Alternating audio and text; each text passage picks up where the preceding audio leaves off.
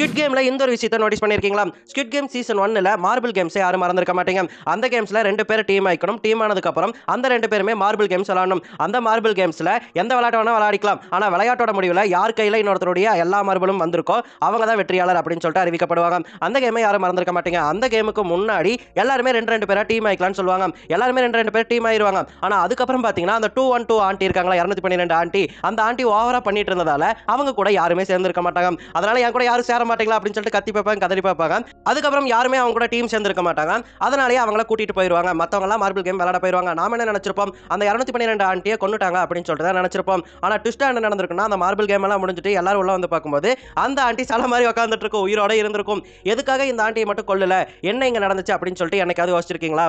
எதுக்காக 212 ஆண்டியை உயிரோட விட்டாங்க அப்படின்னு சொல்லிட்டு கேட்டீங்கன்னா, ஸ்குவிட் கேம் உடைய அடிநாதமே என்னன்னு கேட்டீங்கன்னா, ஒருத்தர் தான் ஜெயிக்க முடியும், ஒருத்தர் மட்டும் தான் வின்னரா இருக்க முடியும். அதுக்கப்புறம் ஃப்ரண்ட் பேண்டோட எண்ணத்தின்படி யாருக்குமே எமோஷனல் சப்போர்ட் ஆனது இருக்கக்கூடாது. இந்த கேம் விளையாடுறவங்க எமோஷனல் சப்போர்ட்டே இல்லாம விளையாடணும். அப்படி விளையாண்டா மட்டும் தான் கேம் ஆனது சுவாரஸ்யமா இருக்கும் அப்படின்னு சொல்லிட்டு நினைப்பான். அதனால தான் இந்த கேம் உருவாக்கி இருப்பான். நாமெல்லாம் என்ன நினைச்சிருப்போம், மார்பிள் கேம் 2 பேரும் டீம் ஆகணும் அப்படின்னு சொன்ன உடனே 2 பேரும் டீமா விளையாட போறாங்க தான் நினைச்சிருப்போம். ஆனா அதுக்கப்புறம் தான் அங்க போய் ட்விஸ்ட் கொடுப்பாங்க, 2 பேரும் எதிரெதிரா விளையாடணும் அப்படின்னு சொல்லிட்டு. அவங்க சொல்லும்போது அதான் சொல்லுவாங்க, உங்க விருப்பத்துக்குரிய மாதிரி ஒருத்தரை தேர்ந்தெடுத்துக்கோங்க, 2 பேருமே டீம் ஆயிக்கோங்க அப்படின்னு சொல்லிட்டு. சோ அந்த கேமின் படி நீங்க எமோஷனல் சப்போர்ட்டே இல்லாம தான் அடுத்த ரவுண்டுக்குள்ள போக முடியும். அதனால தான் இந்த கேமையே வடிவமைச்சிருப்பாரு. அப்படியாக எல்லாருமே அவங்களுடைய எமோஷனல் சப்போர்ட், அவங்க யாரை விரும்புறாங்களோ அவங்க கூட போய் டீம் ஆக்கிட்டாங்க. ஆனா நம்ம 212 ஆண்டிக்கு தான் விரும்புறவங்க யாருமே இல்லை.